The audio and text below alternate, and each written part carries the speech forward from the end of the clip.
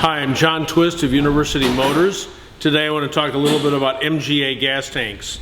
It is warm today. This is almost the end of May 2013 in Grand Rapids. Tornadoes last night in Flint, tornadoes all over the Midwest.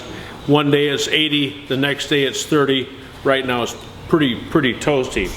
Here's an MGA gas tank, right? That's what I'm going to talk about here. MGA gas tanks. And I've got a light stuff down the filler, but I want to get Dayton to come down inside here and just take a look and show you. That looks pretty clean in there. I mean, that doesn't look like there's a lot of rust or anything. That isn't so bad. Maybe Dayton can catch us. I mean, there's some rust. You can see little bits and pieces, but just generally, that's all pretty clean in there. But guess what? A piece flaked off and got stuck in the tube. On the tube, and the car came to a complete stop because you couldn't get the gas out. Now the MGBs, the later ones, they've got a sock on the end of the pickup, and that's pretty cool. But these only have a tube, so all you need is a little tiny piece of crud, you know, I mean, just the size of a pencil eraser almost. And if it dances around and gets in the tube, the fuel pump gets hot and doesn't pump any fuel.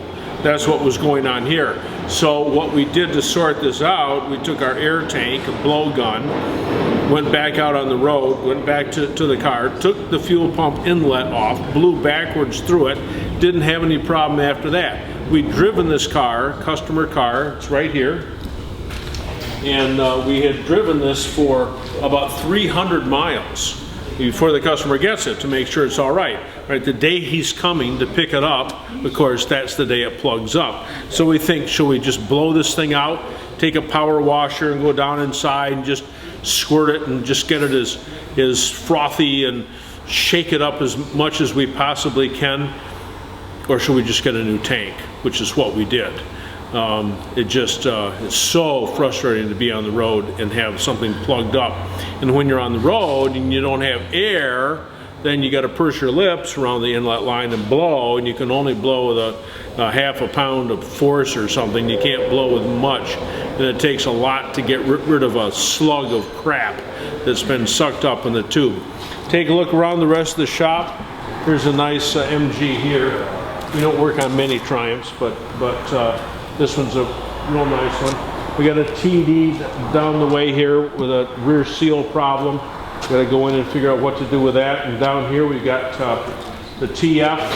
That's soon to be done. Kurt's been working on that for about a month, and that's all re-cleaned up and new gaskets, and that thing looks like $1 million compared to the way that it looked before. Then we got a real old Spitfire here. Don't know too much about it yet. We got to come around to it. This is Mr. Bakarich's MGA. I just got the gearbox done for the third time. Very frustrating.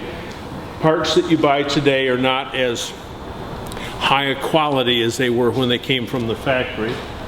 And this is another TF 1500. In fact, we've got two 1500s and one 1250 TF here. That must be outside someplace. And Mr. Evans' car from California. We're just getting the front hubs on that, wire wheel hubs, switching it from disc wheel to wire wheel. And Kay Christensen's 1500 midget that I got to get going, to my late wife's GT and back here that we're just getting back together. So, hey, it's springtime. People are calling, crying, why can't I get my car in? It's because there's only so many of us and there's all those cars. So I could say, where were you in November when I had my Starvin' Marvin ads up? But this is the way it is. Anyway, I look forward to seeing everybody in Asheville at the MGA meet. And that's coming up in about a week and a half. This is 2013. Anyway, that little bit was about the MGA gas tank. Hope it was informative. New gas tanks aren't very much, about 200 bucks. If you got an issue, just buy one. Just do it. Hey, till then, safety fast.